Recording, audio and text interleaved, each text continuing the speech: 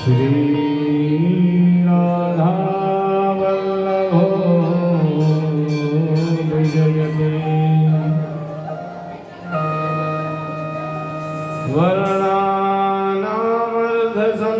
वर्णानामर्धसंहानां रसानां छन्दसामपि मंगलानां च कर्तारौ वन्दे वाणी विनायकौ भवानी शंकरौ वन्दे श्रद्धा विश्वासरूपिणौ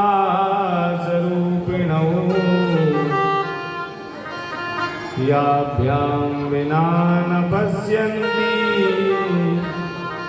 युद्धा स्वान्तस्तमीश्वरम् विद्योद्दाम समप्रभां मृगपते स्कन्धे स्थितां भीषणाम् कन्याभिकरवालकेटविलसद्धस्ताभिलाषितां हस्तैश्चक्रगदाशिखेटविशिखाश्चापं गुणं तर्जिनीं बिभ्राणामनलात्मिकां शशिधरां दुर्गां त्रिनेत्रां भजे। वसुदेवसुतं देवं कंसचारूरमर्दनं देवकी परमानन्दं कृष्णं वन्दे जगद्गुरुम् वाणी गुणानुकथने श्रवणौ कथायाम् हस्तौ च कर्मसुमनस्तव पादयोर्नः स्मृत्वा शिरस्तव निवास जगत्प्रणामे दृष्टिं सतां दर्शनेस्तु भवत्तनूनाम्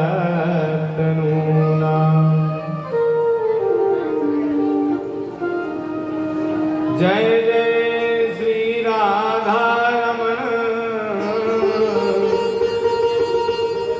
जय जय नवल किशोर जय गोपी चित चोर प्रभु जय जय माखन चोर राधे मेरी लाडली मेरी और तुझे मैं राखूं मेरे नयन काजल के सीरे राम कथा के रसिक तुम भक्ति रास मति धीर राय सुवासन लीजिए तेज पुंज कपिवीर। एक बार प्रेम से बोलिए वृंदावन बिहारी लाल की जय हो। गुण गाने लय परात्पर अखिलेश्वर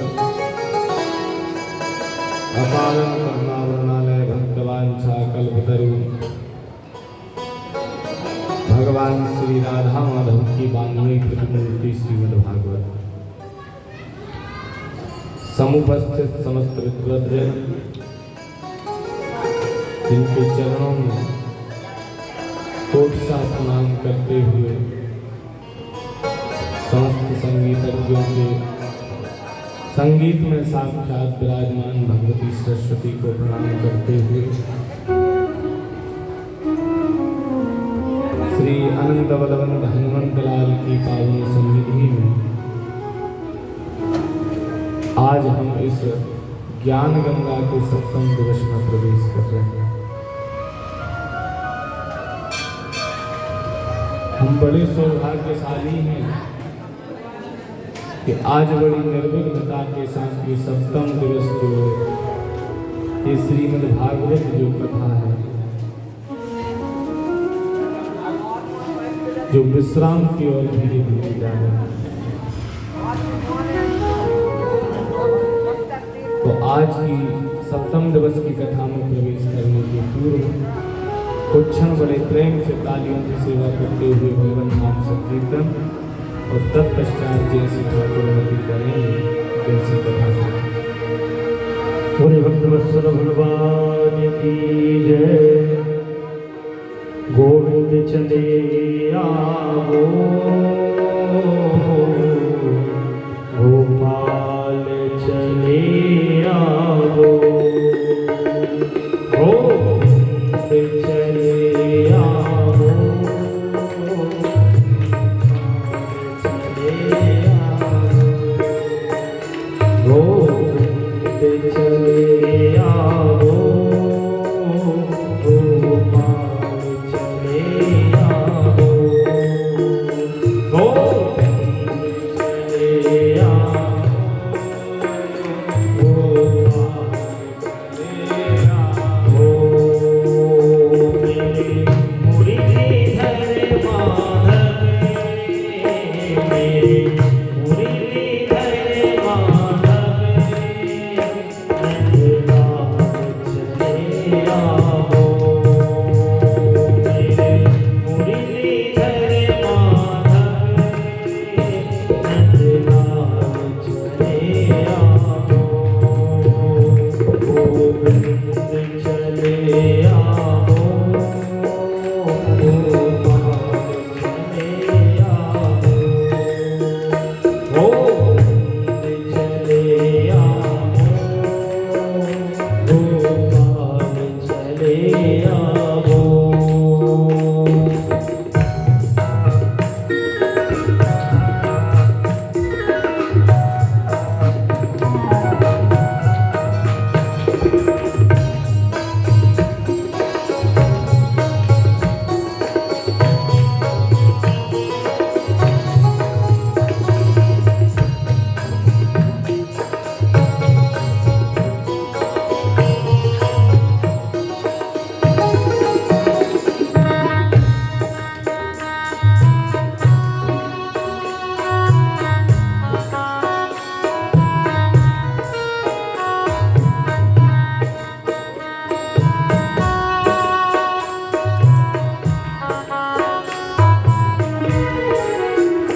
आँखों में बसे हो तुम, धड़कन धड़कते हो, आँखों में बसे हो तुम, धड़कन धड़कते हो। कुछ ऐसा करो भगवान, कुछ ऐसा करो भगवान, स्वास्थ्यों में समा जाओ, कुछ शिक्षा करो भगवान, स्वास्थ्यों में समा जाओ, गोविंद चले आवो, गोपाल चले आवो, गोविंद चले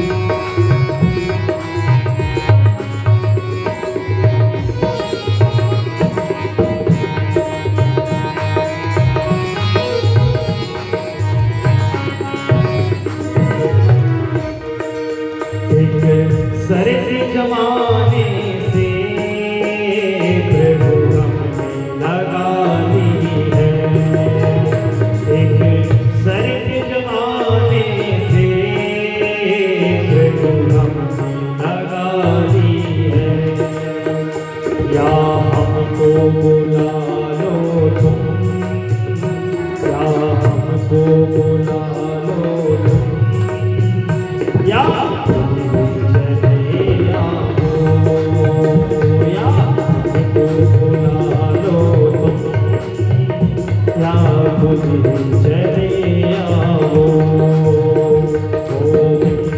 चले आओ, गोपाल चले आओ, गोविंद चले आओ, गोपाल चले आओ।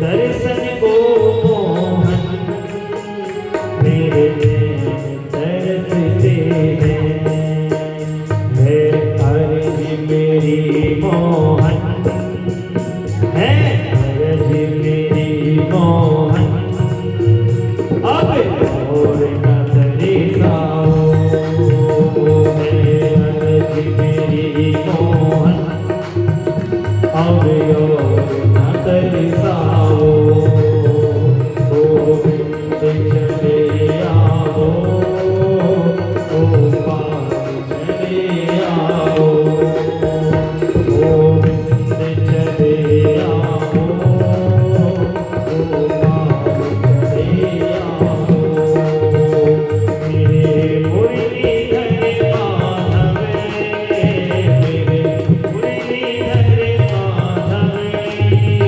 नंदलाल चले आओ, गोविंद चले आओ, गोपाल चले आओ, जय राधे राधे गोविंद, गोविंद राधे, जय राधे राधे गोविंद, जय गोविंद राधे, गोपाल राधे, गोविंद राधे, गोविंद राधे, गोपाल राधे, गोविंद राधे, गोविंद राधे, बोलो गोपाल राधे, गोविंद राधे, बोलो गोपाल राधे, गोविंद राधे, बोलो गोपाल राधे, गोविंद राधे, बोलो गोपाल राधे, राधे राधे गोविंद, गोविंद राधे, जय राधे राधे गोविंद, गोविंद राधे, जय राधे राधे गोविंद, गोविंद राधे, जय राधे राधे गोविंद, गोविंद राधे, गोपाल राधे, गोविंद राधे, गोपाल राधे, गोविंद राधे, गोविंद राधे, बोलो गोपाल राधे, गोविंद राधे, बोलो गोपाल राधे, राधे राधे गोविंद, गोविंद राधे, जय राधे राधे गोविंद, गोविंद जय राधे राधे गोविंद, गोविंद राधे, जय राधे राधे गोविंद, गोविंद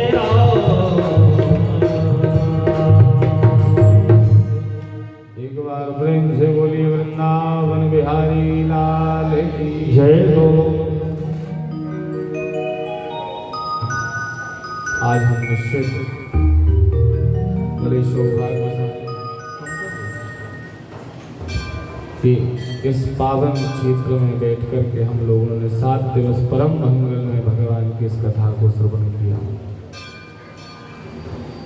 अनंत सौभाग्य है हमारा कि इस पावन भगवान की कथा में हम सभी 7 दिवस तक उपस्थित रहे।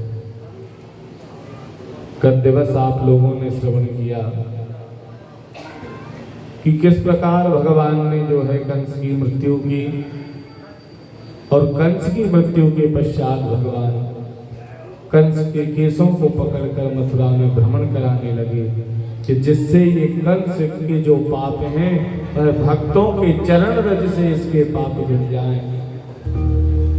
क्योंकि वृंदावन और मथुरा में जो रज होती है ये रज बड़ी पावन मानी जाती है।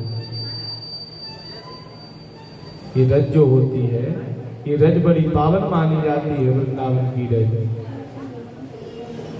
क्योंकि ऐसा कहा जाता है कि जितने भी तीर्थ हैं ये सभी इस रज में आकर के वास करते हैं। इस प्रकार ये रज में वास करते हैं। ब्रजरज यदि अंत समय में किसी को मिल जावे तो ऐसा कहा जाता है कि कितना भी पापी मनुष्य हो गए गोलोक का अधिकारी बन जाता है। ब्रजरज का इतना महत्व माना जाता है। एक बार मुक्ति गोपाल जी के पास पहुंचती है। जो मुक्त करने वाली मुक्ति है वह भगवान के पास पहुंचती है और पहुंच करके कहती है कि हे गोपाल जी, हम तो सबको मुक्त करते हैं लेकिन हमें मुक्त करने वाला कौन है? हमें कौन मुक्त करेगा? हम तो सबको मुक्ति दिला रहे हैं। तब गोपाल जी मुक्ति से कहते हैं कि मुक्ति कहे गोपाल सो मेरी मुक्ति बताओ, ओ वृंदावन में पड़ी रहो तो मुक्ति मुक्त जाओ। भगवान कहते हैं मुक्ति आप ब्रजरज में पड़ी रहो तो आपकी भी मुक्ति हो जाएगी। ब्रजरज का इतना प्रभाव होता है। तो ये सभी जब भगवान कंस को पकड़ करके केस घुमाने लगे तो भक्तों की चरण रज से कंस के शरीर से एक दिव्य ज्योति निकली और वह भगवान के चरणों में समाहित हो गई। भगवान ने उग्रसेन को वहां राजा बनाया। राजा बनाकर अस्थि प्राप्तिश्च कंसश्च महिष्यो भर्तर्षभा, अस्थि प्राप्ति नाम की दो रानियां थी कंस की। और ये रानियां जब अपना पति नहीं रहा ये दोनों रानियां विलाप करने लगी। हानाद रमण प्रेष्ठा, अरे आपके बिना इसका क्या होगा मथुरा नगरी का। जब कंस को देख करके जो है रोने लगी ये रानियां तो कंस की रानी पटरानी चिल्लाए उठी, हाय हाय दैया या छाछ के पिबैया ने छत्रपति मारो है। जब कंस की रानी पटरानी दोनों बोली इस छाछ के पीने वाले ने छत्रपति का नाश कर दिया। जब ये चिल्लाई तो भगवान कहने लगे मामी जी ज्यादा पाप थे मामा जी के इसलिए इनको जाना पड़ा। तो अस्थि प्राप्ति भी वहां से जो है अपने पिता जरासंध के यहाँ पहुंची। और जब जरासंध के यहाँ पहुंची तो भगवान की और जरासंध की दुश्मनी बन गई।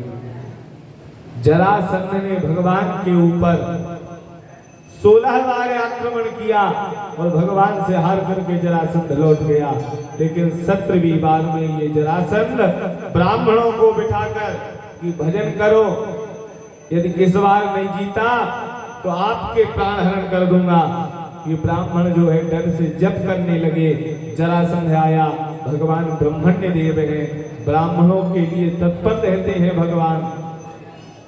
क्योंकि भगवान का जो अवतार होता है पहला वह विप्रों को लेकर के होता है। विप्रधेनु सुर संत,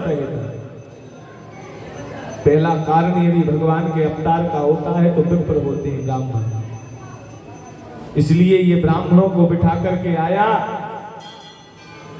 और भगवान पर आक्रमण किया। कालियवन नाम के दैत्य को लेकर के ये जरासंध आया। इस कालियवन को वरदान था इससे कोई जीत नहीं सकता था युद्ध में। और भगवान ने ये विचार किया कि ब्राह्मणों को बिठा करके आया है इसलिए यहाँ से दौड़ जाना चाहिए। और रण को छोड़ करके भगवान भगे। उस दिन से उनका नाम रणछोड़ पड़ गया।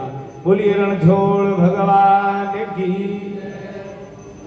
जब उनका नाम रणछोड़ पड़ा तो कालियवन दौड़ा भगवान के पीछे।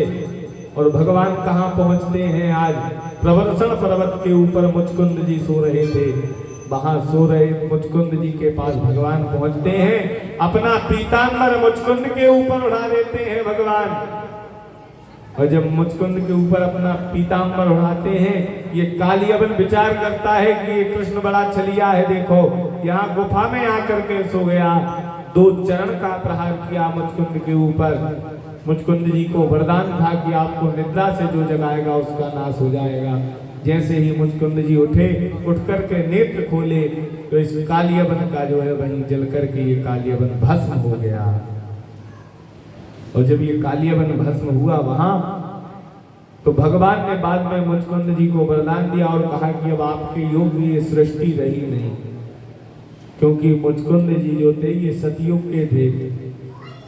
तो सतयुग से अभी कहा भगवान ने कि ये द्वापर चल रहा है, अब वस्तुएं छोटी हो गई हैं। मुचकुंद जी ने बाहर निकल करके देखा तो जो संसार प्रकृति थी वह छोटी हो गई थी, वृक्ष छोटे हो गए थे, मनुष्य छोटे हो गए थे। तो मुचकुंद जी को वन में भेज दिया कि जाओ आप वन में जाकर के जो है अब जप करो अपना। मुचकुंद जी वन में पहुंचे, अपना जप करने लगे। जब इस जरासंध ने बार बार भगवान पर आक्रमण किया तो भगवान ने जो है समुद्र से 12 योजन विस्तीर्ण 12 योजन की जगह मांगी और द्वारिकापुरी का निर्माण किया। और द्वारिकापुरी का निर्माण करने के पश्चात जब तक जो है रघुकुल के राजा रैवत अपनी पुत्री को लेकर के ब्रह्मलोक गए थे कि अब पुत्री का विवाह करना है, तो ब्रह्मा जी से कुंडली बताएंगे सीधी कि पुत्री का विवाह कहाँ करें। तो जब तक ये पहुंचे ब्रह्मा जी की सभा में गायन चल रहा था, तो गायन होता देख करके ये कुछ क्षण वहां खड़े रहे जब तक यहाँ द्वापर आ गया। सतयुग से द्वापर आ गया। और जब द्वापर आया, ब्रह्मा जी ने कहा कहो कैसे आए हो रेवत जी। तब ये बोले पुत्री के विवाह के लिए आए हैं। ये बोले कि आपको पता है पृथ्वी का कितना समय निकल गया, अभी पृथ्वी का द्वापर चल रहा है, आप सतयुग के हो, जल्दी से जाओ, जाकर के जो है भगवान बलभद्र के साथ अपनी पुत्री का विवाह कर दो। रेवत जी आए, आकर के जो है भगवान बलभद्र के साथ मैया रेवती का विवाह किया। और जब रेवती का विवाह हुआ तो मैया रेवती थी 27 हाथ की और बलभद्र जी थे 12.5 हाथ के। जो शरीर था बलभद्र जी का ये 12.5 हाथ का था और मैया रेवती का जो शरीर था ये 27 हाथ का शरीर था। भगवान जब धीरे से बोले बलदाऊ जी से, बलदाऊ जी भाभी का मुख तो देखो, मस्तक पर जो मुकुट रखा है नीचे गिर जाएगा। बलभद्र जी कहने लगे ये कृष्ण बार बार चिढ़ाएगा, बार बार उपद्रव करेगा, इसलिए बलभद्र जी के पास एक अपना बढ़िया साधन है, अपना हल निकाला और भगवती रेवती के कंधे में अपना हल फंसाया और एक झटका मारा, ये 27 हाथ से जो है 20 हाथ की हो गई। और दूसरा झटका मारा तो ये 12.5 की जगह 11 हाथ की हो गई मैया रेवती। तीसरा झटका ये भगवान लगाने लगे, भगवती रेवती ने हाथ जोड़े, प्रभु अब मत मार देना तीसरा झटका, नहीं तो तीसरे में 3 हाथ के रह जाएंगे। इसलिए जो है आज भी आप मत जाओ कभी बलदाऊ जी जाना, तो बलदाऊ जी में जाकर के देखना मैया रेवती दूर खड़ी है, बलभद्र जी के पास में नहीं खड़ी। उस दिन से कभी मैया रेवती बलभद्र जी के सामने नहीं आए। आज भी जहाँ रेवती और बलदाऊ जी का जो मंदिर है मथुरा से आगे, बलदाऊ जी में जाना दूर, इतनी दूर खड़ी है मैया रेवती। तो भगवती रेवती का विवाह बलभद्र जी के साथ हुआ। और सुखदेव जी कहने लगे कि राजा परीक्षित, रुक्मणी का विवाह भगवान कृष्ण के साथ हुआ। ये कहने लगे परीक्षित के महाराज ये रुक्मणी कौन थी? तब सुखदेव जी कह रहे हैं कि राजा भीष्म को नामा विदर्भाधिपति महान। एक भीष्मक नाम के राजा है विदर्भ देश के। इनके एक कन्या है रुक्मणी नाम की और 5 पुत्र हैं।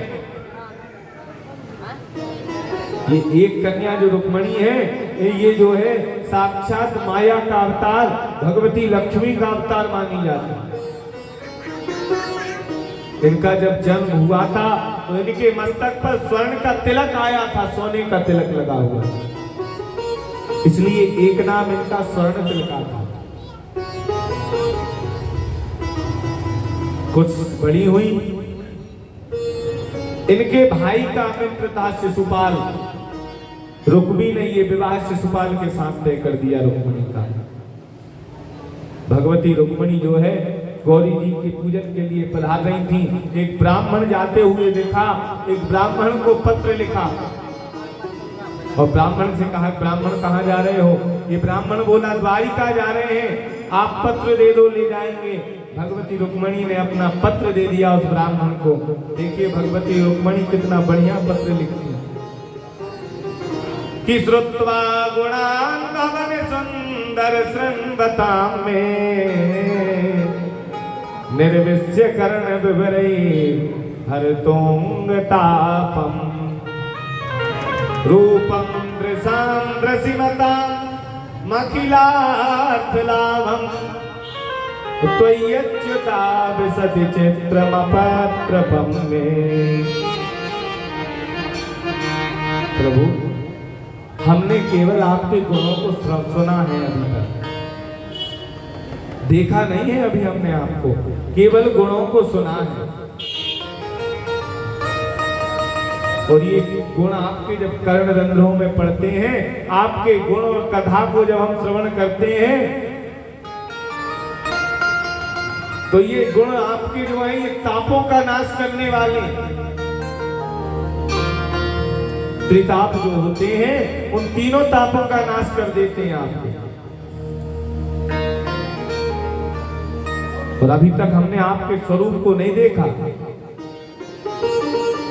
लेकिन प्रभु जैसे भी हो, आपके जब गुणों को सुना तो आपके गुणों से प्रेम हो गया, इसलिए जो है ये पत्र भेज रहे हैं कि अब जो है हम भगवती गौरी की पूजन के लिए जाएंगे, उस समय आप आकर के हरण कर लेना। ये ब्राह्मण पत्र लेकर के पहुंचा, तो पहुंच करके जैसे ही द्वारका पहुंचा, भगवान को पत्र मिला। भगवान ने जो है अपने 4 अश्वों को बुलाया,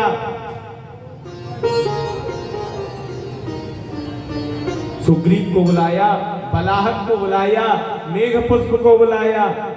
ये 4 घोड़े भगवान के रथ में लगे। ये ऐसे घोड़े नहीं थे भैया भगवान के रथ में, ऐसे घोड़े थे कि मात्र इनको इशारे की आवश्यकता थी घोड़ों। और ये जो ब्राह्मण था, ये ब्राह्मण जो है आपने सुना होगा, पालीवाल ब्राह्मण थे ये भैया, जो पत्र लेकर के गए थे। इनको भगवती ने आशीर्वाद भी दिया कि आपके यहाँ सदैव मेरा निवास रहेगा, आप कभी निर्धन नहीं होंगे। आप यत्र तत्र सर्वत्र देख लो पालीवाल ब्राह्मणों को, कोई धन से ही नहीं मिलेगा, धन से ही ब्राह्मण कोई नहीं मिलेगा। इनको आशीर्वाद दिया भगवती ने। भगवान ने रथ लेकर के आए, आकर के रथ चलाना प्रारंभ किया। और जब रथ चलाना भगवान ने प्रारंभ किया तो बलराम जी ने पूछा, कृष्ण कहाँ जा रहे हो? तो भगवान कुछ बोले नहीं, बोले बलराम जी आ रहे हैं अभी। भगवान समझ गए, जब तक नारायणी सेना को लेकर के बलभद्र जी चले, भगवान ने जैसे ही चाबुक उठाया और पटकना चाहते थे कि घोड़े जो है पहुंच गए विदर्भ देश में। और जब घोड़े विदर्भ देश में पहुंचे, भगवती रुक्मिणी गौरी जी के पूजन को जा रही थी। भगवती गौरी से प्रार्थना की तो भगवती गौरी ने आशीर्वाद दिया कि हम आशीर्वाद देते हैं कि आपको शीघ्र गोपाल जी का वर्ण प्राप्त हो। जब गोपाल जी वहां पहुंचे तो सेना लगी हुई थी शिशुपाल की वहां पर। रुक्मी जानता था कि कृष्ण बड़े छलिया हैं, इसलिए सेना लगा दी थी चारों तरफ। लेकिन भैया भगवान का स्वरूप कितना मनमोहक है कि वह सेना भी प्रशंसा कर रही है भगवान की। बस सेना ये भूल गई कि हमारा कार्य क्या है यहाँ खड़े। भगवान के स्वरूप को देख करके एक सैनिक बोलता है, अरे इस कृष्ण की अलकावली तो देखो, कितनी सुंदर है। ये नील कमल के समान इसका मुख और मुख के ऊपर ये अलकावली झूल रही है, मानो ऐसा लगता है कि नील कमल के ऊपर भौरे झूल रहे हैं। जब तक दूसरा कहता है अरे अलकावली क्यों देखते हो, गले में जो माला पड़ी है ये वैजयंती की, ये माला तो देखो कितनी सुंदर लग रही है। जब तक तीसरा बोलता है कि अरे माला को छोड़ो, पीतांबर देखो, ऐसा लगता है मानो नीले आकाश में बिजली चौंधे आ रही हो। जब ये आपस में बात करते हैं तो भगवान कहते हैं चलो आप तो जो है हमारी माया में फंस गए। भगवती रुक्मणी के पास भगवान पहुंचे, भगवती रुक्मणी को अपना हाथ दिया, रथ में बैठा लेते हैं भगवान।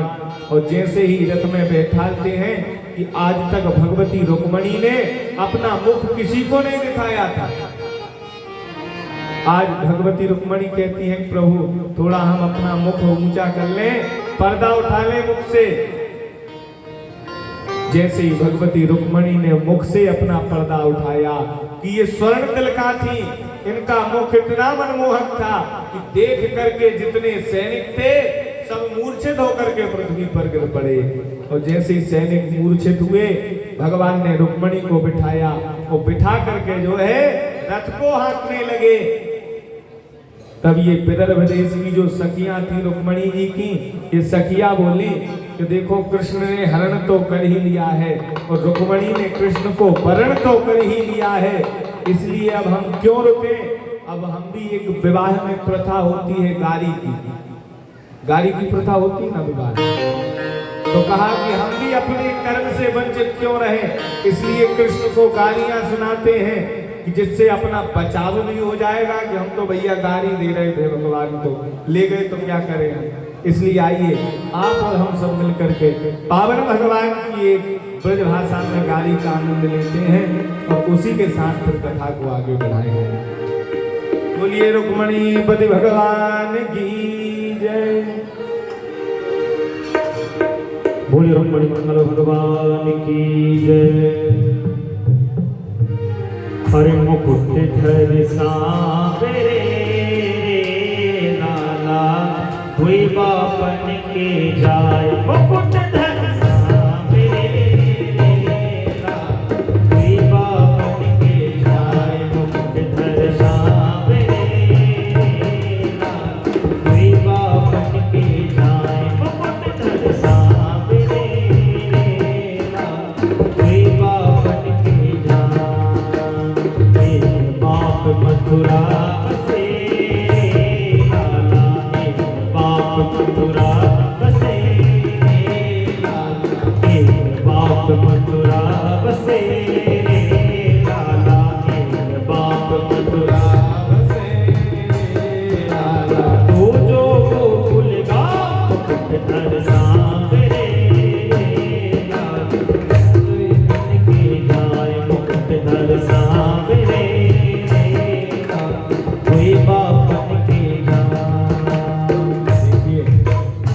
इस प्रकार ये विदर्भ की जो सखियां हैं रुक्मणी की ये गालियां सुनाती हैं कि एक तो कृष्ण काले हैं और मस्तक पर कुछ कमी रह गई थी तो मुकुट धारण कर लिया। किसका? बोले मोर मुकुट। और हे कृष्ण आपके एक पिता नहीं है, आपके दो पिता, आप दो बापों की संतान हो। एक तो आपके जो है पिता मथुरा में बसते हैं और दूसरे पिता नंद बाबा आपके गोकुल में बसते हैं, इसलिए आप दो दो पिता की संतान हो। अरे गोरे वसुदेव देव की लाला गोरे वसुदेव देव लाला गोरे वसुदेव देव की लाला गोरे वसुदेव देव की लाला। तुम तारे कहाँ दे भये लाला तुम तारे कहाँ दे भये लाला गोरे वसुदेव देव की लाला गोरे वसुदेव देव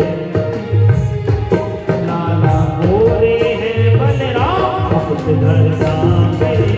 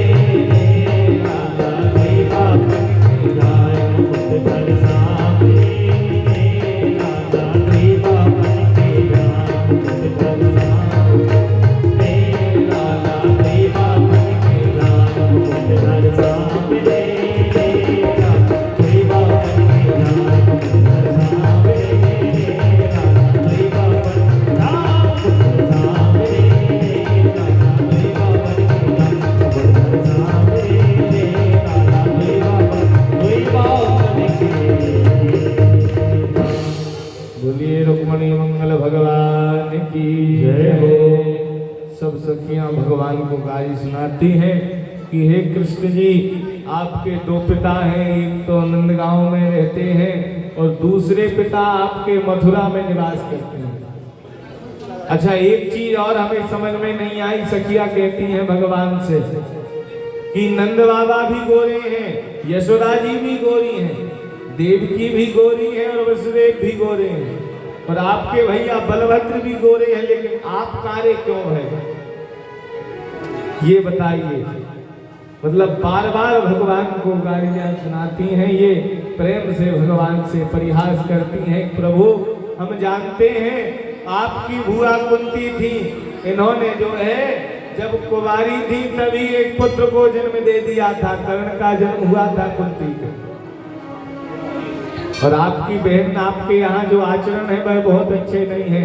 आपकी बहन का विवाह सुभद्रा के साथ हुआ था, वो भी हम जानते हैं। इस प्रकार भगवान को बार बार गालियां सुनाती हैं। आनंद लेते हुए भगवान वहां से रुक्मणी को लेकर चले जाते हैं। जाकर के भगवती रुक्मणी के साथ विवाह होता है, और विवाह होने के पश्चात जो है फिर भगवान 8 विवाह और करते हैं। रुक्मणी के सहित 8 विवाह भगवान के होते हैं। पहला रुक्मणी से, दूसरा जो है सत्यभामा से, तीसरा जामवती से, कालिंदी से, शैव्या से, रोहिणी से और लक्ष्मणा से।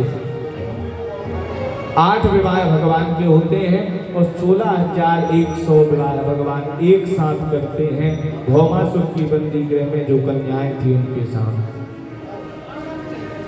और सभी के लिए भगवान महल बनाते हैं, और महल बना के साथ साथ जो है सभी रानियों के 10-10 पुत्र और 1-1 कन्या का जन्म होता है।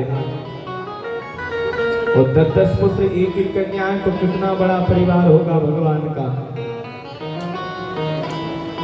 क्योंकि भगवान की 4 पीढ़ियां साथ में रहती थी। 4 तो हम गिना दें आपको।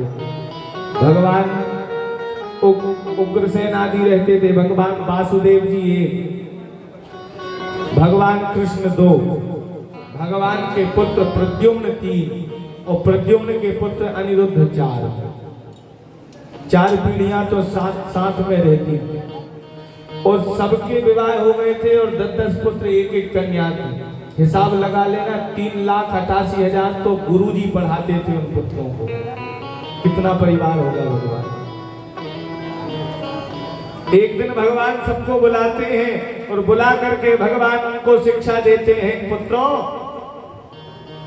कितना ही बड़ा परिवार हो जाए, कुछ भी हो जाए, धनाध्यक्ष रहे आओ, आपके पास नारायणी सेना रही आए, विश्व के बलवान से बलवान रहे आओ, लेकिन कभी ब्राह्मणों का अपमान मत करना, क्योंकि ब्राह्मणों का अपमान करना बहुत बुरा होता है भैया। भगवान ले जाते हैं साथ में, ले जाकर के द्वारिका के एक कुआं को बताते हैं। उस कुएं में नृगनाम का राजा रहता है। भगवान के स्पर्श से वह राजा बन जाता है। भगवान कहते हैं आप कौन हो? तब वह कहता है नृगो नाम नरेंद्रोहा मिक्ष्वाकुतनयम प्रभु। इक्ष्वाकु वंश का नृगनाम का राजा हूं, आप नहीं जानते मुझे। यदि कोई पृथ्वी के रजकण को गिन ले तो मेरी गौओं की दान की संख्या को गिन ले वे। आकाश के तारामंडल को यदि कोई गिन सके संसार में तो मेरे द्वारा किए गई गाय की संख्या को, दान को गिन ले वे। भगवान कहने लगे कि नृग इसी अभिमान के कारण तू द्वारिका के कुएं में गिरगिट बना है और अभी भी वही बात कर रहा है कि नृगो नाम नरेंद्रोहा, मैं नृग नाम का राजा, मुझे नहीं जानते, अभी भी तेरा अभिमान नहीं गया। भगवान कहने लगे कि देखो बालकों, ये नृगनाम का राजा है, इसने एक ही गाय 2 ब्राह्मणों को दान की, इसलिए इसकी ये गति हुई है अभिमान के कारण। ब्राह्मणों ने श्राप दिया, ये गिरगिट बन गया, इसलिए मैं बार बार कहता हूं ब्राह्मणों का अपमान मत करना, क्योंकि जो अपराध भगत कर करही राम रोज पावक सोज नहीं। जो अपराध ब्राह्मणों का करता है, भैया ये समझ लेना कि भगवान के अपराध से तो व्यक्ति छूट सकता है, लेकिन ब्राह्मण के अपराध से नहीं छूट सकता। कभी भी ब्राह्मण की वृत्ति का हनन मत करना, क्योंकि आया है भागवत में कि योदत्ताम परदत्ताम्बा ब्रह्मवृत्ति हरेक्षया और 60 वर्ष सहस्राणी विष्टायाम जायते क्रमी। अपने द्वारा अथवा दूसरे के द्वारा जो ब्राह्मण की वृत्ति का हनन करता है वह 60,000 वर्ष तक विष्टा का कीड़ा बनता है। इसलिए ये कहा गया है कि ब्राह्मणों की वृत्ति का हनन मत करना कभी भी, लेकिन जब इनकी संख्या बढ़ गई ये माने नहीं। एक दिन दुर्वासा जी बैठे थे द्वारिका के बगीचे में, ये सांब नाम के पुत्र को कुछ पेट में वस्त्रादिक लगा करके ले गए और कहा कि बताओ इसके गर्भ में क्या है। जब इसके गर्भ में इन्होंने पूछा, दुर्वासा जी क्रोधी महर्षि हैं, ध्यान रख के देखा तो दुर्वासा जी समझ गए। इन्होंने कहा ना इसके पेट में पुत्र है ना इसके पेट में पुत्री है, इसके पेट में से मूसल का जन्म होगा जो समस्त यदुवंश का नाश कर देगा। जब इस प्रकार कहा तो ये घबरा गए, आकर के वस्त्रों को खोला तो पेट से मूसल निकला। और जब मूसल निकला तो उग्रसेन के पास ले गए। उग्रसेन ने वह मूसल घोर करके जो है समुद्र में बढ़ा दिया और वह समुद्र में जाकर के एरका नाम की घास बन गई। और जब थोड़ा सा वह मूसल का टुकड़ा बचा उसको जो है समुद्र में फेंक दिया। भगवान को ये बात की जानकारी नहीं थी, भगवान को ये बात पता नहीं थी। जब तक भगवान द्वारिका में रहते हैं और रह करके द्वारिका में सहर्ष राज करते हैं, कुछ समय बीतता है। जब तक यदुवंश का जो है समय नजदीक आता जाता है, उसी के मध्य में भगवान जो है सुदामा को भी वर देते हैं। सुदामा की दरिद्रता को भगवान दूर करते हैं और दरिद्रता को दूर करने के पश्चात भगवान कहते हैं कि अब लीला संवरण का समय हो चुका है। एक दिन ये बलराम जी के साथ समस्त द्वारिकावासी समुद्र के किनारे जाते हैं। ये बलभद्र जी से जो है बारूणी मदिरा पी करके उन्मत्त होकर के गाली गलौज करने लगते हैं। बलभद्र जी समुद्र के मार्ग से जो है स्वधाम गमन कर जाते हैं और ये समस्त जितने यदुवंशी थे ये आपस में लड़ने लगते हैं और उस एरका नाम की घास को खाते हैं और एक को एक मार करके जिनके प्राणांत हो जाते हैं समस्त यदुवंश के। और इस समस्त यदुवंश के जब प्राण समाप्त होते हैं तो उसके पश्चात में ये पूरा यदुवंश जब नाश होता है तो एक दिन भगवान वन में एक जो है वटवृक्ष के नीचे बैठे होते हैं और वटवृक्ष के नीचे बैठ करके चिंतन कर रहे थे भगवान कि देखो मेरा कितना बड़ा परिवार था, किस प्रकार मेरा जन्म हुआ। मैं जो है मेरा जन्म कारागार में हुआ, मैं जो आकर के जो है नंदगांव में मेरा पालन हुआ, वहां से छोड़ करके वृंदावन आ गया, वृंदावन छोड़ करके मथुरा आया, मथुरा आकर के किस प्रकार रुक्मणी से विवाह किया, किस प्रकार मेरा ये परिवार बना था। और ये पूरा परिवार जो है एरका नाम की घास को काट करके एक को एक मार करके ये समाप्त हो गए पूरा परिवार। भगवान ये बैठ करके विचार कर रहे थे, अपने पूरे जीवन का अवलोकन कर रहे थे कि जिस टुकड़े को समुद्र में फेंका गया था उस टुकड़े को एक मछली ने खा लिया था और उस मछली को एक बहेलिया ने पकड़ लिया था और उस बहेलिये ने वह जो टुकड़ा निकला था उसे अपने बाण के ऊपर लगा लिया और भगवान चरण के ऊपर चरण रख करके एक वृक्ष से धुम कर बैठे थे और विचार कर रहे थे कि देखो मेरा कितना बड़ा वंश था और एक क्षण में जो है ब्राह्मणों के श्राप के कारण मेरा वंश नष्ट हो गया पूरा। ब्राह्मणों का श्राप बड़ा कठिन होता है भैया, हो सके तो करबद्ध प्रार्थना है मेरी कि कभी ब्राह्मणों को दुखी नहीं करना चाहिए। कितना भी पतित ब्राह्मण हो गए, अपने कर्म को त्यागा हुआ ब्राह्मण हो गए, लेकिन भैया उसको कभी भी दुखी मत करना, ये करबद्ध मेरी प्रार्थना है। क्योंकि ये जो ब्राह्मणों का श्राप होता है ये कटता किसी से नहीं। जितना हो सके रघुगण यही तो कहता है कि ना मैं भगवान शिव के त्रिशूल से डरता, ना भगवान हरि के चक्र से डरता, ना ब्रह्मा के ब्रह्मास्त्र से डरता, केवल डरता हूं तो विप्रों के श्राप से डरता हूं मैं। इसलिए भगवान भी आज विचार कर रहे थे कि ब्राह्मणों को दुखी करने के कारण मेरा परिवार समाप्त हो गया। आज भगवान का चरण पे चरण रखा है और जैसे ही सूर्य की किरण पड़ी कि भगवान के पैर का जो नख था ये नख चमक गया और ये ऐसा लगा इस बहेलियों को जैसे किसी मृग का नेत्र चमक रहा हो। इस बहेलिये ने अपना अनुसंधान किया बाण का और बाण का अनुसंधान करके जो है भगवान के चरणों में जो है पद्म चिन्ह था, भगवान के चरणों में उस पद्म में जो है ये खींच करके बाण मारता है, भगवान के चरण में आकर के ये बाण लगता है, भगवान के चरण में पीड़ा होने लगती है, जितना रक्त होता है वह चरण से बहने लगता है।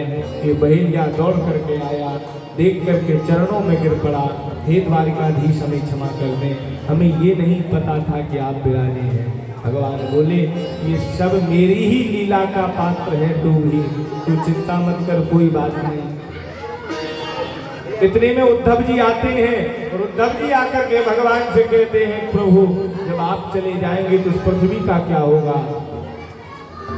तब भगवान कहते हैं उद्धव हम कहीं जा नहीं रहे, तेनेयम बाणमयी मूर्ति प्रत्यक्षा वर्तते हरि स्वकीयम यद भवेत् तेजस तच्च भागवते तथार। अपना ही तेज जो है भागवत जी में समाहित करते हैं भगवान और समस्त व्यक्तियों के लिए जो पृथ्वी पर रह रहे हैं उनके लिए ये भागवत जी सुलभ कर देते हैं भगवान कि जिससे ये श्रवण कर सकें, श्रवण ना करें तो स्वयं पढ़ें और स्वयं यदि नहीं पढ़ रहे तो केवल दर्शन करें, क्योंकि दर्शनात् पापनाशनी ये श्रीमद् भागवत जो होती है केवल दर्शनों से पापों का नाश करने वाली होती है। इसलिए भैया अपना भी अभी आज का समय तो बहुत कम था और आप लोगों को मैंने 7 दिवस कथा श्रवण कराई। आप लोगों ने बड़े प्रेम से उस कथा को श्रवण भी किया और प्रायः सभी लोग इस कथा को श्रवण करने के लिए पधारे। बड़ा हर्ष हुआ मुझे हृदय में।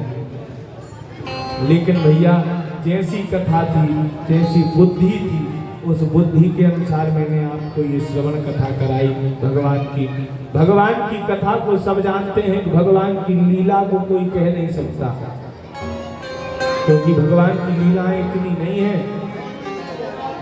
शारद जो है हमेशा भगवान की लीलाओं को लिखती रहती हैं, शेष नारायण भगवान की कथा को कहते रहते हैं, लेकिन फिर भी ये कहते हैं कि नेति नेति हम अभी पार नहीं पा पाए भगवान की लीलाओं से। ये वही बात बार बार कहते हैं। इसलिए भैया हम तो बहुत छोटे व्यक्ति हैं और जो श्रवण किया मैं आप सबके सामने हमने प्रस्तुत किया। बस एक चीज इस व्यासपीठ से मैं आप सबसे करबद्ध मांगना चाहता हूं कि मुझे कुछ लेने की आपसे कुछ अपेक्षा नहीं है, मात्र एक ही अपेक्षा चाहता हूं। मैं आपसे सत्य कह रहा हूं कि ये जो श्रीमद् भागवत कथा है इसमें अपने एक अवगुण को छोड़ करके जाना और एक गुण को लेकर जाना।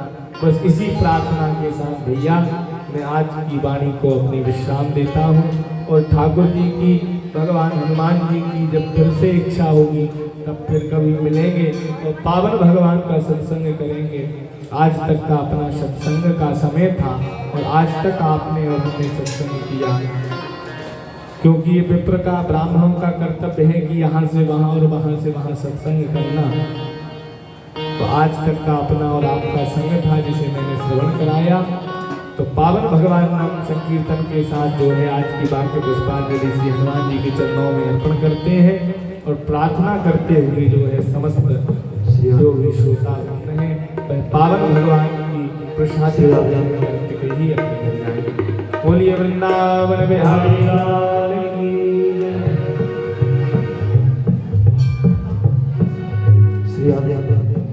बोलिए वृंदावन की बिहारी लाल की जय। श्रीमद्भागवत महापुराण की जय। तेरी मर्जी का मैं हूँ गुलाम, मेरे अलबेल श्याम।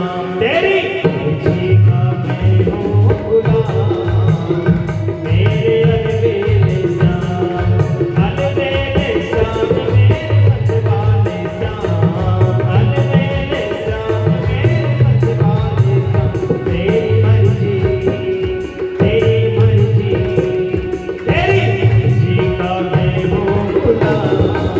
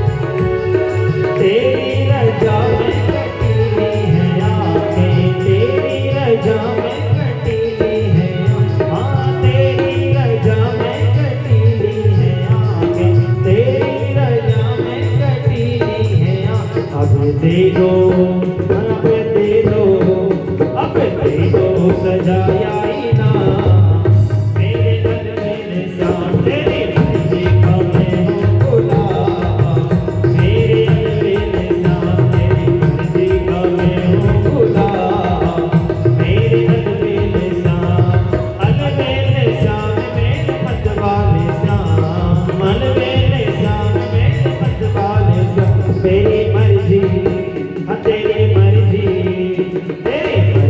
का मैं हूँ गुलाम मेरे अलबेले साहब तेरी मर्जी का मैं हूँ गुलाम मेरे अलबेले साहब तेरी मर्जी का मैं हूँ गुलाम मेरे अलबेले साहब तेरी मर्जी का मैं हूँ गुलाम मेरे अलबेले साहब मेरे अलबेले साहब मेरे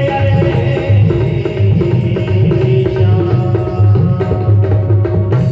बोलिए श्रीमद् भागवत महापुराण की जय हो। तो इस प्रकार जो है भगवान की लीलाएं हुई और लीलाएं होने के साथ भैया आप और हम बड़े सौभाग्य के साथ इस 7 दिवस इस पावन तीर्थ में हम लोगों ने निवास भी किया। यद्यपि हम पहली बार आए हैं, आपसे सत्य कह रहे हैं, पहली बार आए, लेकिन जो अनुभूति होती है वह अद्वितीय है। यहाँ जैसे ही हम मंदिर में पहुंचे तो मंदिर में पहुंचने के बाद जो अनुभूति हुई वह अनुभूति केवल अनुभूति के लिए है, उसको कहा नहीं जा सकता। तो जिसको करना है वही कर सकता है उस अनुभूति को। इसलिए ये समझ लेना आप तो बस इतनी सी बात, ये साक्षात ये धाम जो है श्री हनुमंत लाल का धाम है और साक्षात यहाँ बजरंगबली जो है अष्ट सिद्धि और नवनिधि के साथ इस स्थान पर विराजते हैं और केवल अपने भक्तों के दुखों का नाश करने के लिए इस स्थान पर विराजते हैं। ये बात समझ लो। उस समय रहते रहते हम तो सभी से इस बात को कहते हैं कि समय रहते रहते इस धाम को पहचान लो और पूज्य पंडा जी के सानिध्य में जितना लाभ हो सके, राम नाम का लाभ अथवा जो लाभ लेना हो वह जितना हो सके ले लो, क्योंकि समय चूक पुनि का पछताने और का वर्षा सब कृषि सुखाने। यदि कृषि सूख गई तब वर्षा हुई तो क्या हुआ, और जब समय निकल गया तब यदि पछताने तो क्या हुआ। इसलिए भैया हम कहते हैं बार बार, जिस प्रकार चंदन के वन में रहने वाली भीलनी चंदन के महत्व को नहीं जानती। जो चंदन का वन होता है ना, उस वन में जो भीलनी रहती है वह चंदन के महत्व को नहीं जानती। लेकिन भैया मैं बार बार यही कहता हूँ कि नहीं, महत्व को समझ लो और जितना हो सके जितना बन सके, यहाँ तो दरबार खुला है, प्रेम से भगवान का जितना हो सके आशीर्वाद लो, लाभ लो, खूब राम राम सुनाओ हनुमान जी को, क्योंकि यहाँ ये समझ लो साक्षात हनुमंत लाल विराजे हैं। तो इसी के साथ भैया बहुत अधिक समय आपका भी नहीं लूंगा मैं, क्योंकि अनमोल समय है। लेकिन एक चीज बताइए, 7 दिन का समय लिया और कुछ तो लिया नहीं। यहाँ वहां बैठ के आप बातें करते, गप्पे मारते, वही समय लिया ना। तो इसलिए पावन हनुमान जी के सानिध्य में कितना बढ़िया समय व्यतीत हुआ। और उनकी इच्छा ऐसी होती, देखिए ये कथा जो हुई है ये निश्चित नहीं थी। 4 दिन पहले हमारी बात हुई थी इनसे, हमारे यजमान जो है श्री सरदार सिंह जी बड़कुल, इनसे 4 दिन पहले हमारी बात हुई थी मात्र। इनके यहाँ कुछ कार्यक्रम हुआ, उसमें चर्चा हुई। ठाकुर जी की कृपा ऐसी हुई कि वह 4 दिन बाद यहाँ आए भगवान शिव के मंदिर पर। तो वहाँ भगवान शंकर जी ने कह दिया कि आपकी कथा होना है। तो कथा होना है तो उन्होंने हमसे कह दिया कथा की आदेश मिल गया है। तो जब कथा का आदेश मिल गया तो ये समझ लो कि 5-6 दिन में सब कुछ व्यवस्था हो गई। और उनकी इच्छा थी तो बढ़िया आनंद से ये कथा का समय व्यतीत हुआ। और इसी के साथ भैया ये मांस कीजिए है, यदि कुछ गलतियां निकल गई हो इस कथा के मध्य में, ये बालक अपने बालक की तरह समझ करके क्षमा करना और जो अच्छाई हो उन अच्छाई को ग्रहण करना, क्योंकि संतों की भांति रहना चाहिए, हंस की तरह। दुग्ध को ग्रहण कर लेता है और जल को त्याग देता है। ऐसे ही जितनी बुराइयां हो वह मुझे छोड़ जाना, मेरी झोली में डाल जाना, और जितनी अच्छाइयां हो वह लेकर के आनंद के साथ अपने घर जाना। इसी के साथ पावन भगवान श्री राम रसिया दरबार वाले हनुमान जी के चरणों में मेरी ये वाक्य पुष्पांजलि इस कथा की अर्पण करता हूँ, और आगे जैसी वो प्रेरणा देंगे उस प्रकार अपना सत्संग भैया फिर मिलेगा। तो पावन एक भजन के साथ सत्संग में और पुनः फिर सभी लोग आरती करेंगे और प्रसाद ग्रहण करेंगे। बोले भक्तवत्सल भगवान की जय। छीन लिया मेरा भोला समन, राधा रमण प्यारो राधा रमण। छीन लिया मेरा भोला समन, राधा रमण प्यारो राधा रमण। छीन लिया प्यारा भोला समन, राधा रमण प्यारो राधा रमण। छीन लिया मेरा भोला समन, राधा रमण प्यारो राधा रमण। गोकुल का ग्वाला वो ब्रज का कन्हैया, गोकुल का ग्वाला वो ब्रज का, हाँ गोकुल का ग्वाला वो ब्रज का कन्हैया, गोकुल का ग्वाला वो ब्रज का कन्हैया। सखियों का मोहन वो माँ का कन्हैया, सखियों का मोहन वो कन्हैया, सखियों का मोहन वो माँ का कन्हैया, सखियों का मोहन वो माँ का कन्हैया। भक्तों का जीवन निर्धन कथन, भक्तों का जीवन निर्धन कथन। राधा रमण प्यारो राधा रमण,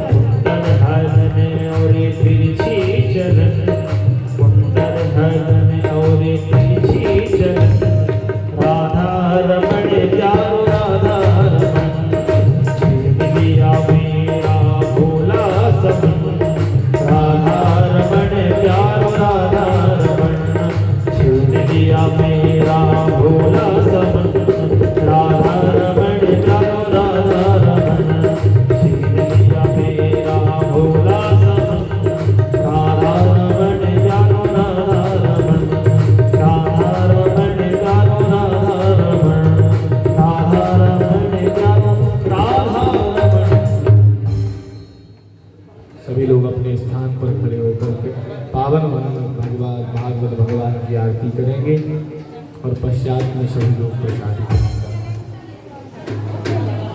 अपने अपने स्थान पर खड़े हो जाएं, भागवत की आरती करेंगे और आरती करने के पश्चात जो है श्रीमद् भागवत का पूजन होगा।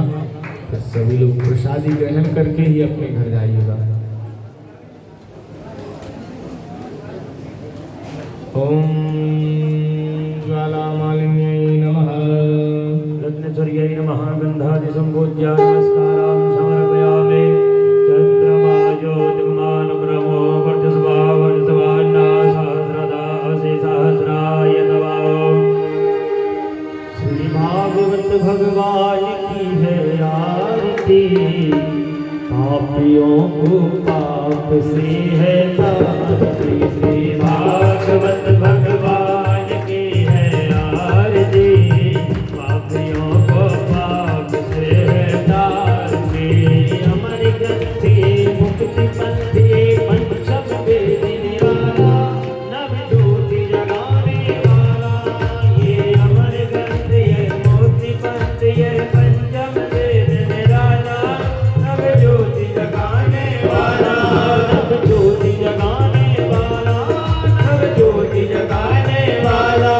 हरि नाम यही हरि ध्यान यही, हरि नाम यही हरि नाम यही। जग के मंगल की आरती, पापियों को पाप से है तारती। श्री भागवत भगवान की है आरती, पापियों को पाप से है तारती। शांति गीत पावन पुनीत पापों को मिटाने वाला, हरि दर्श कराने वाला। ये शांति गीत पावन पुनीत पापों को मिटाने वाला, हरि दर्श कराने वाला। हरि दर्श कराने वाला, हरि दर्श कराने वाला। ये सुख करनी ये दुख हरनी, ये सुख करनी ये दुख हरनी। हे मधुसूदन की आरती, पापियों को पाप से है तारती। श्री भागवत भगवान की है आरती, पापियों को पाप से है तारती। मधुर बोल जगवंत बोल सन्मार्ग बताने वाला, बिगड़े को बनाने वाला। ये मधुर बोल जगवंत बोल सन्मार्ग बताने वाला, बिगड़े को बनाने वाला। बिगड़े को बनाने वाला, बिगड़े को बनाने वाला। श्री राम यही घनश्याम यही, श्री राम यही घनश्याम यही। प्रभु की महिमा की आरती, पापियों को पाप से है तारती। श्री भागवत भगवान की है आरती, पापियों को पाप से है तारती। भागवत भगवान की है आरती, पापियों को पाप से है तारती। श्री भागवत भगवान की है आरती, पापियों को पाप से है तारती। कर्पूर गौरम करुणावतारम संसारसारम भुजगेन्द्रहारं, सदा वसन्तं हृदयारविन्दे भवं भवानी सहितं नमामि। त्वयार्माला पिता त्वमेव, त्वमेव बन्धुः सखा त्वमेव, त्वमेव विद्या जगतं त्वमेव, त्वमेव सर्वं त्वमेव। आरती के श्री नंदन की, अंजनी सुत जगवंदन की। आरती के श्री नंदन की, अंजनी सुत जगवंदन की। तुम हो भक्त गदाधारी, पाप ब्रह्मचारी व्रतधारी, धर्म रक्षक व्रतधारी। रवे हैं रोम रोम मेरा, बसे हैं मन में सीताराम। अतुल बल धाम धर्म निष्ठा, भजन सिया राम, हृदय भव तेरा नंदोगी। आरती की श्री नंदन की, अंजनी सुत जगवंदन की, अंजनी सुत जगवंदन की। सिंधु विछड़ में पार किया, चला गंगा जमुना दिया। तुम्हें तो काल सही बन को, पताड़ा तुम तहिया बन को।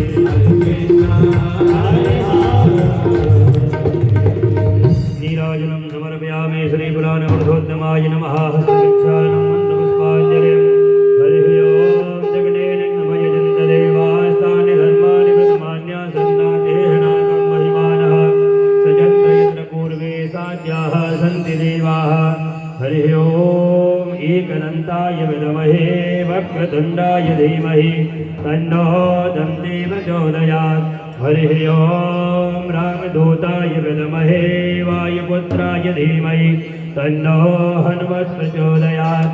हरिः ओं तत्पुरुषाय विद्महे महादेवाय धीमहि तन्नो रुद्रः प्रचोदयात्। हरिः ओं हंसाय विद्महे परमहंसाय धीमहि तन्नो सुखः प्रचोदयात्। श्रीवन्ते कामकुलजं पदपाटलाब्जै पुण्याभिजाति करवीर रसाल पुष्पै बिल्वप्रवाल तुलसीदल मञ्जरे वे त्वं पूजयामि जगदीश्वर मे प्रसीदो। नाना सुगन्ध पुष्पाणि यथा कालोद्भवानि च पुष्पाञ्जलिर्मयारतो गृहाण परमेश्वरो।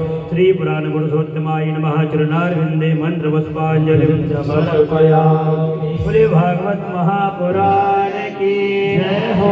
नारायण भगवान की जय हो। देव जी महाराज की जय हो। हनुमान जी महाराज की जय हो। बाबा विश्वनाथ की जय हो। धर्म की जय हो। अधर्म का प्राणियों में विश्व का गौ माता की जय हो। गौ हत्या सत्य सनातन धर्म की वैदिक धर्म की आज के आनंद की संत जन के विप्रगण के भक्त जन के गुरुदेव भगवान की माता पिता की मस्ती नगर की जय जय श्री राम।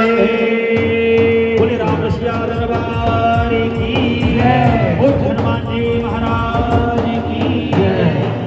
सभी लोग यथा स्थान विराज जाएं और विराज करके सभी लोग यहीं से प्रसाद लेकर व्यासपीठ से चल जाएंगे। सभी लोग सभी समस्त श्रोतावृंद व्यासपीठ से प्रसाद ग्रहण करेंगे और फिर अपनी प्रसादी को ग्रहण करेंगे।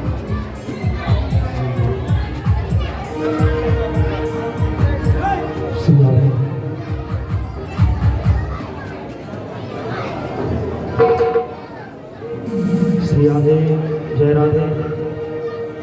बोले वृंदावन बांके बिहारी लाल की जय। मेरे बांके बिहारी के तेरा सखीरी कछु जादू सा करे गई रे।